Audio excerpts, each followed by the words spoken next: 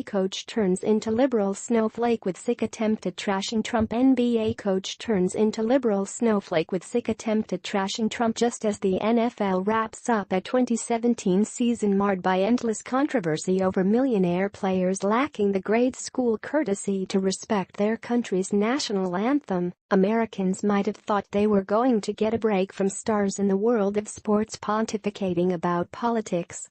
But now one of the biggest names in the NBA, the coach of the 2017 championship team, is making it clear the country can expect more of the same through the next NBA championships in June. And the snowflakes are melting fast too. In an interview with USA Today published Friday, Golden State Warriors coach Steve Kerr staged a full-court press for liberals and trashing President Donald Trump in the process. Kerr's not just an expert on the finer points of hoops, you see.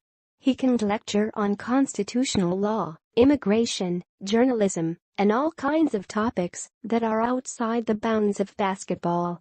The interview's introductory paragraphs made it clear for readers where this going from the beginning. The 52-year-old former player has been loud in his opposition to President Trump. One reason the team won't make a customary visit to the White House to be recognized for its 2017 NBA championship. The logical time would be late February, when they play the Washington Wizards. After criticism from current players, Trump in late September preemptively uninvited them. Okay, so Kerr doesn't like Trump, nothing new about that. In an interview with a Sports Illustrated writer in May, he called the president a blowhard who's ill-suited to hold the office. But now he's seeing an assault on our institutions and on our core values as a country as a result of the Trump administration. He cited a column published in mid-December in USA Today by former Deputy Attorney General Sally Yates, the woman who was fired from her job at the Justice Department in January for ordering underlings not to defend Trump's first travel ban on immigrants from terror-prone countries. She tweeted the preamble to the Constitution, which really sums up our country. And all those things are kind of under attack right now. One of the things she writes is how important it is to speak the truth and for people to not be deceived, coerced, Kerr said. That's the entire reasoning behind the structure of our government, you know. Checks and balances. That would be fine if it were what liberals really believed, and it's a good chance Kerr knows good and well that it's not. And that's what makes his attempt to say otherwise so ludicrous, maybe even sick. The reason Donald Trump was elected to the presidency in 2016 is that millions of Americans understood that they have not been told the truth by liberals in the government, by the overwhelmingly Democrats supporting mainstream media, and, most unfortunately, by some prominent members of the Republican Party.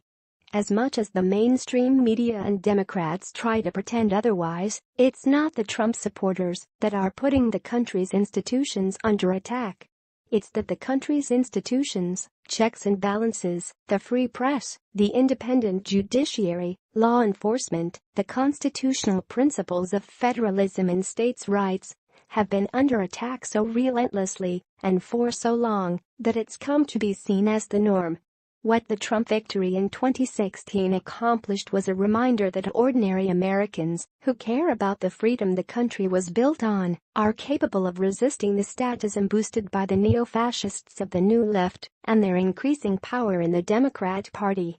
Kerr, Yates and the entire liberal media industrial complex have it exactly backwards. It isn't Trump and his supporters that put America under attack.